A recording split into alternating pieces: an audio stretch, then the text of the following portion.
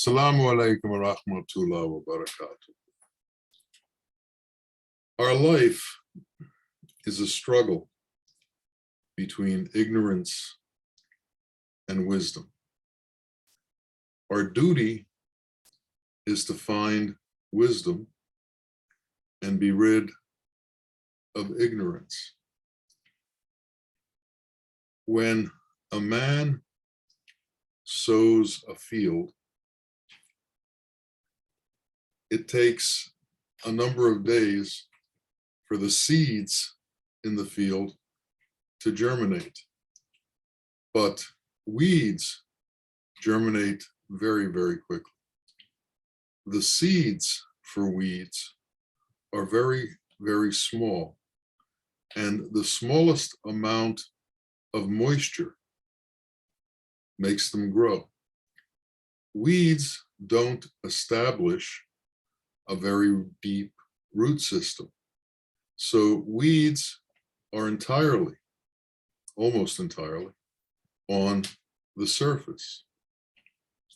And if you have planted a field for vegetables and the weeds have grown throughout the field, and if you don't pick the weeds out of the field, the weeds will suppress the growth of whatever it is you've planted. So the farmer has to be very careful in his planting and in caring for removing the weeds. If he doesn't remove the weeds, his crop will be limited because the weeds suppress the growth of everything else. We need to understand that in our own life.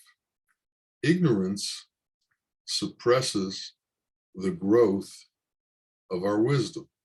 And if we become involved with ignorance, our wisdom will be suppressed.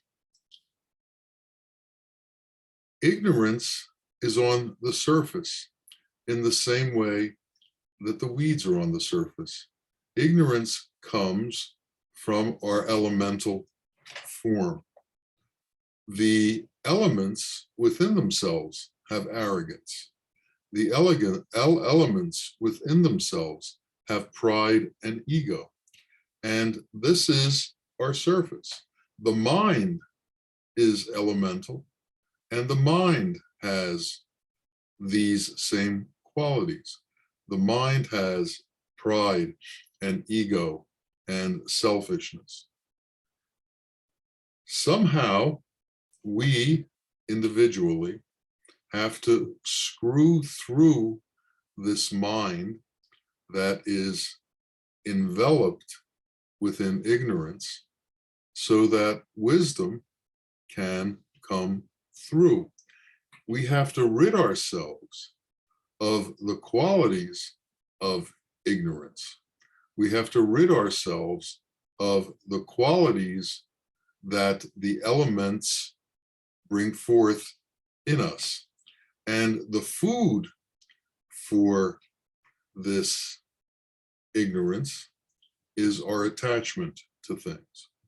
So as we are attached to the world in different ways, as we take our pleasure from the world in different ways, as we believe that the world can give us sustenance, our ignorance grows. We have to come to the point where we understand that our attachment to the world is what sustains our ignorance. It's what makes our ignorance grow. And if we are to find wisdom, we have to somehow figure out how to release ourselves from this attachment to the world. Now, there's no question that we live in the world. There's no question that we work in the world. But our teacher used to say to us, make believe you believe in the world, but don't believe in the world. Believe in God. We have to do what we have to do our duty within this world, but we also have to do what we have to do to deny the world. We have all of these senses within us. We have the eyes and the ears and the nose and the taste and our physical senses. All of these view the world. All of these view the world and take on the world as if it were real. And as long as we believe the world is real, as long as we believe what we see with our eyes, hear with our ears, smell with our nose, taste with our mouth, touch with our hands, as long as we believe these things are real, our ignorance will not leave us. It is only when we can close our eyes to the world, that we can close our ears to the world, close our nose and mouth to the world, close our senses to the world, can we begin to understand truth. You see, the light world is not the same as this physical, illusory world. It's a different world. And as long as we hold on to this physical, illusory world, we remain in ignorance. We remain in a place where wisdom doesn't exist. When you plant a tree, first, the tree has to be watered, and it has to be watered regularly. But a tree has some characteristics that are quite different than weeds. A tree grows an extensive root system. As a matter of fact, as large as a tree is going up, it has a root system that is as deep and as profound. And what this root system does is it learns how to go after water by itself. So after a certain period of time, when the root system of the tree is extensive enough, you no longer have to water it. It can find its own supply of water. The sheikh is like that. The sheikh waters his children. He gives them what they need in order to alleviate their ignorance and find truth. And he gives this to them regularly. And there comes a time when he leaves. And what happens when this occurs is that the children have to develop a root system to the sheikh, and through the root system to the sheikh, they develop a root system directly to God. And when that occurs, all of a sudden, we are fed from a different place. We are fed in a way that we cannot be fed until that root system is established. Now, in this process of making the change from believing in the world to believing in God, in this process of making the change from thinking that we can get sustenance from the world and changing to understanding that we can only get sustenance to God, people can become anxious. People can become rushed. People can become angry because they don't see what it is the sheikh tells them to see. And this is a critical time, because if we stay in that place of being anxious, in that place of being angry, we are in fact destroying ourselves. We can't find God through hastiness. We can't find God through anger. We can't find God through insisting that he show himself through us. It has to be done with patience and with the appropriate qualities. So as opposed to becoming angry, we have to learn how to wait. There's a story in the Old Testament about Ibrahim. And it says he sat in front of his tent and he waited.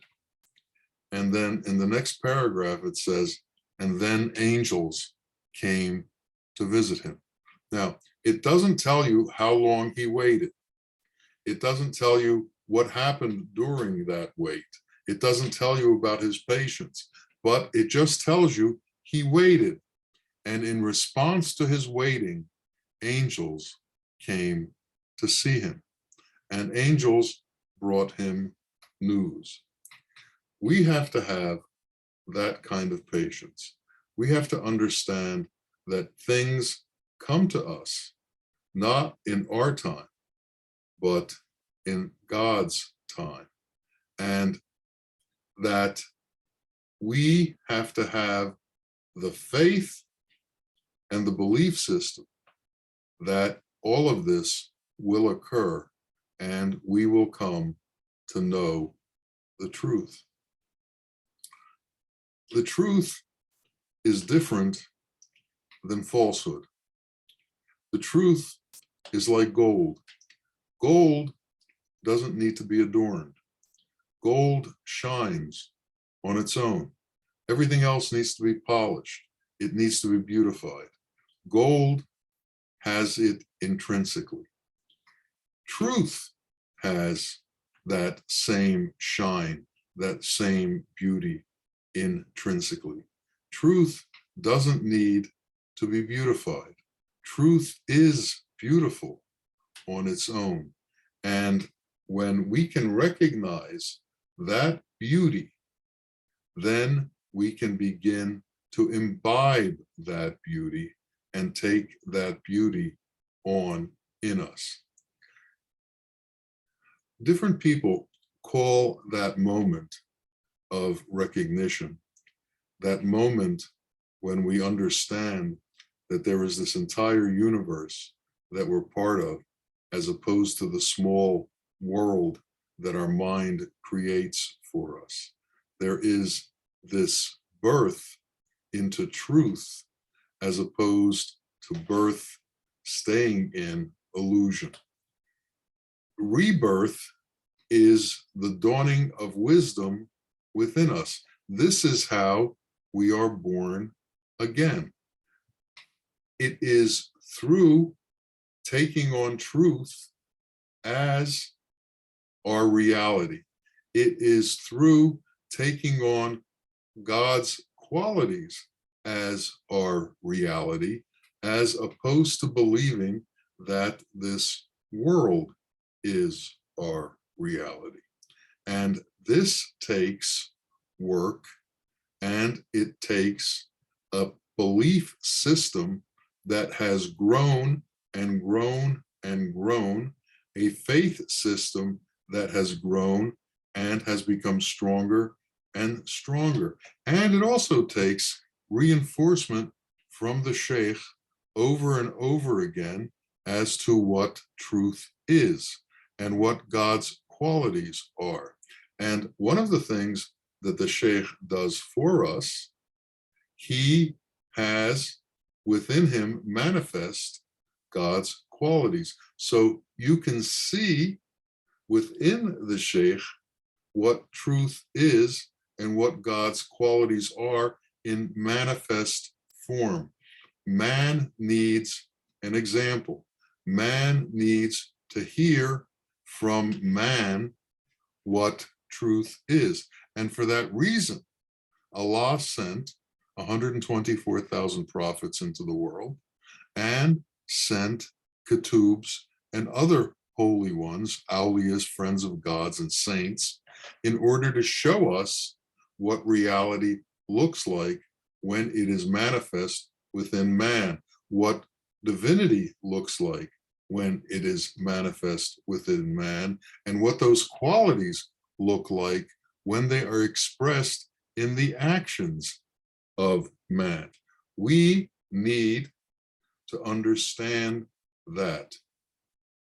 We need to understand that we are not born until we actually have wisdom. Our true birth is the dawning of wisdom within us. That's when we become true man, because prior to that, we are animal man. We are not of the level that man is capable of being. We're not at the level that God created within us. We are living a surface life in the elements within us, in contact with the elements in the world. We have to go deeper than that. We have two sections within us that are capable of consciousness, that are capable of understanding things. We have the mind and the qalb, which is the heart. And we have to be able to view things from that place that can see reality. Now, the mind is elemental and made up of the elements, and can only see the elements and can only believe in the elements. So if we function entirely from our mind, then we are functioning in an elemental, illusory fashion, subject to lower levels of consciousness. We have to go really deep within ourselves to find the higher levels of consciousness. We have to go really deep within ourselves to make the connection that exists within us. And that connection that exists within us is the soul, which is directly connected to our Lord. And in making that connection, we begin to make the connection that is true. We make the connection that transcends this world. And it's only when we make that connection that reality enters us and we begin to become true man. One of the things that happens to men is there comes a point in their life when they recognize this. They've been going through year after year after year, repeating the same thing over and over and over. And then the question arises in man, is this all there is? And they begin to be not as fascinated with the world as they used to be. And when that fascination ends, then the questions come. But as long as that fascination is strong, as long as that attraction to illusion is powerful, as long as we keep chasing fame and money and power, and as long as we are controlled by lust and intoxicants, we'll never come to that point. But when we come to that point where we say, is that all there is? What else is there? Then we begin to ask the question, where did I come from? Why am I here? And what is my purpose in this existence? When these questions come, we are then open to being reborn into the truth. And that's when the old adage that when you're ready for a teacher will come into your life takes place. When you have lost that immense attraction to the world, then a teacher can come and help you. Before that, A teacher can't help you because you are blind to truth. You can't hear reality. You can't smell the fragrance of truth or taste the nature of truth. You can only taste it when you've lost your attachment to this illusory world. And this is the true work that man has to do. This is the duty that man has to do. His duty is to find out where he came from. His duty is to find out who he truly is. His duty is to find out his connection to Hak, reality, but not the reality of this world, God's reality. And when we begin that work, our life changes. You know, people often complain about all the difficulties that they have in their life and all of the problems that have come up in their life and all of the situations that are unpleasant in their life. But when wisdom begins to dawn, you begin to realize that all of these difficulties are purifications to bring you closer to God. All of these difficulties are ways in which the universe is cleansing you to make you closer to God. So you no longer see these difficulties as a curse, but you see them as an assist in your journey, an assist in your path to be cleansed of the world, an assist in your journey to be relieved of your attachments to the world. Because as soon as the attachments begin to go, the problems will begin to go. But as long as the attachments are strong, the problems are going to be strong.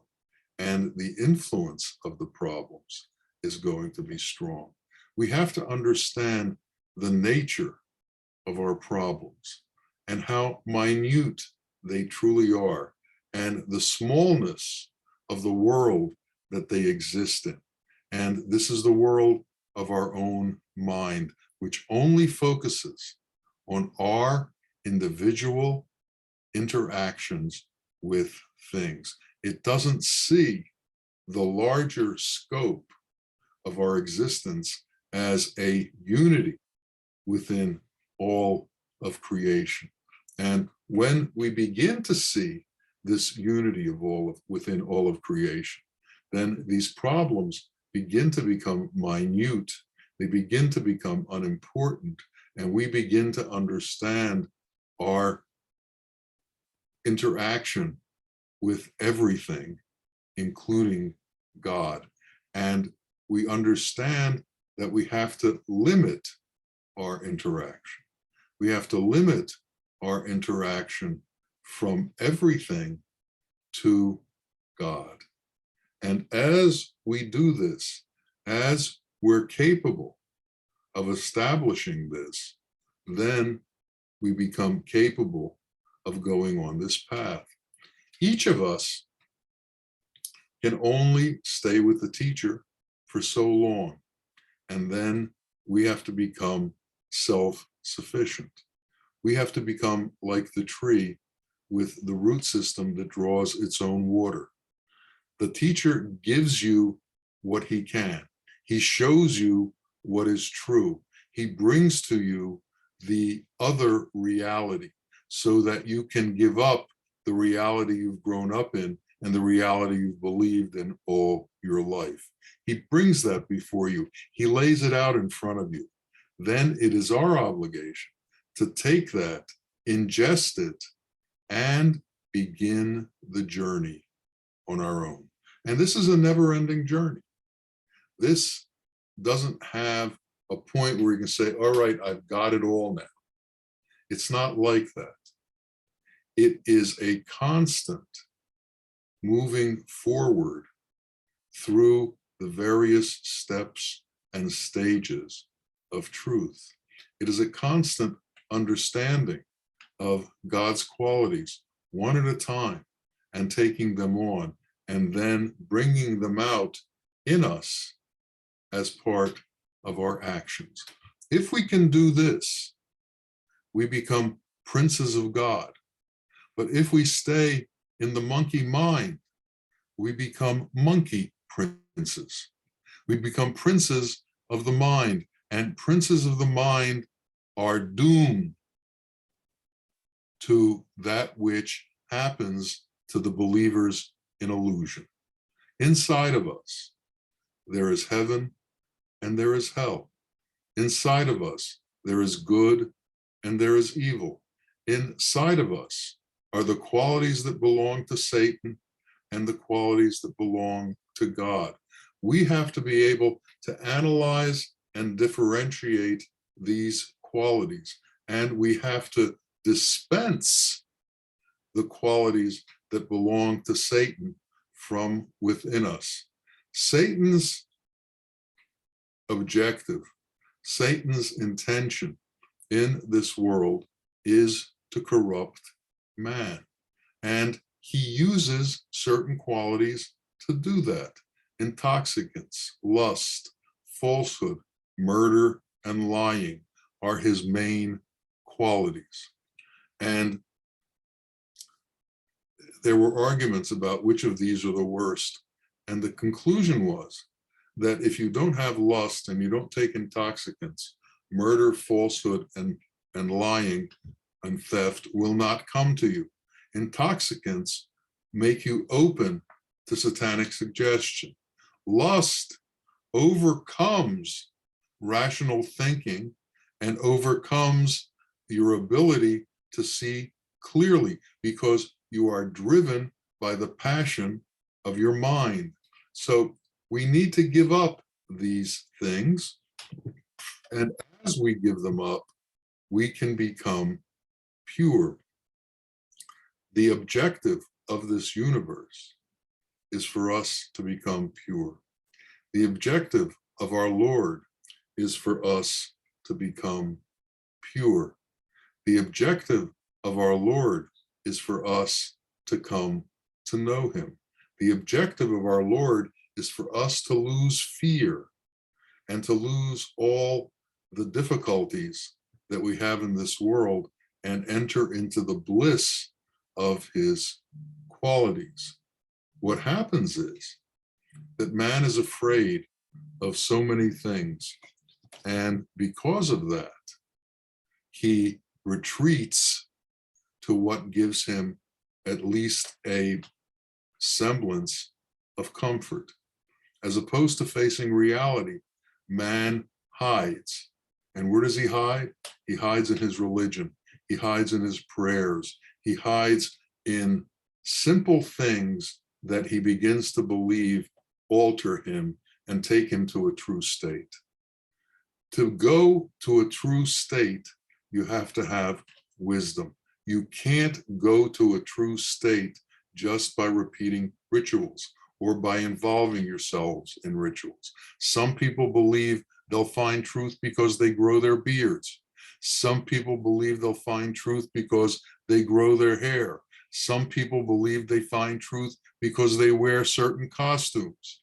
None of this is going to find you the truth. None of this is going to take you to reality.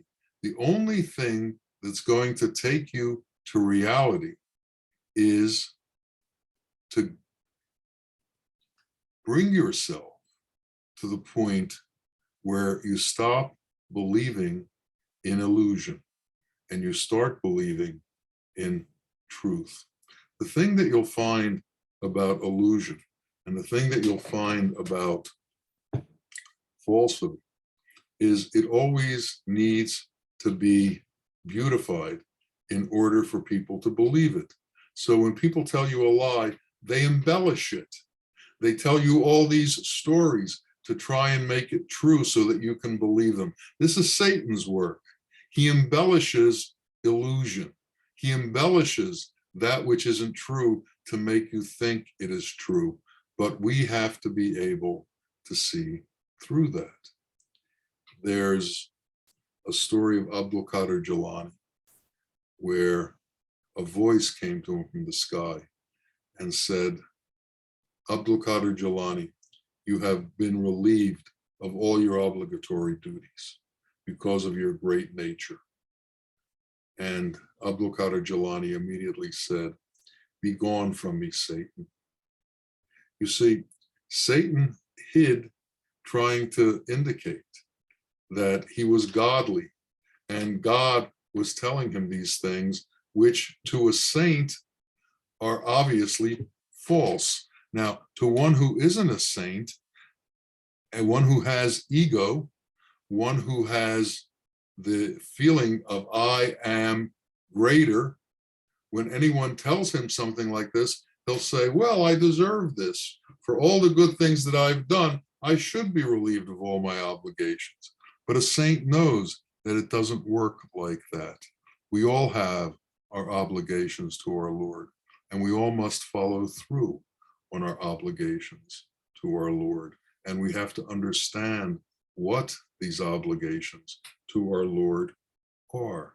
So if we're going to be born again, if we're going to step into that open space, if we're going to step into reality, we have to close our eyes to illusion. We have to close our ears to illusion. We have to close our nose to illusion. We have to close our mouth to illusion. We have to cut off illusion from us. And we have to stop thinking that illusion will somehow satisfy our needs and save us. The world is limited in what it can give you. All the world can give you at the end is a hole in the ground, 3 feet wide and 6 feet deep. It can't give you any more than that. The elements can only give you the elements. Just like a snake can only give you poison. Each thing can give what it has. And what Allah has is mercy and compassion and eternity. And if eternity is what you're looking for, then you have to join mercy and compassion. You have to get rid of anger and hastiness. You have to get rid of all of the qualities that come from Satan. You have to get rid of all of the qualities that pervert man. You have to leave the degraded ideas that Satan brings into this world and enter into the holy ideas that are brought to us by the prophets and the holy ones. This is our life. These are our options. And we all have the same opportunity to enter into those options. No one has any more opportunity than anybody else. God sees us all equally, sees us all as the ones he created, and he wants us all to come close to him. So we have to make that decision. We have to make that decision to become close to him. And the way that we become close to him is to become like him. We have to take on his qualities, his ways, his actions, his love, his kindness, his maturity, his equanimity, and his unity. And we have to pray that God opens our eyes so that we see with our inner eyes, and we see the truth of unity. We see the truth that all men are equal. We see that there are no races, and there are no nationalities, and there are no religions. There's just God's truth. And may that truth enter into each of us, and may we become that truth. Ameen, ameen, ya Rabbil Alameen. Assalamu alaikum wa rahmatullahi wa barakatuh.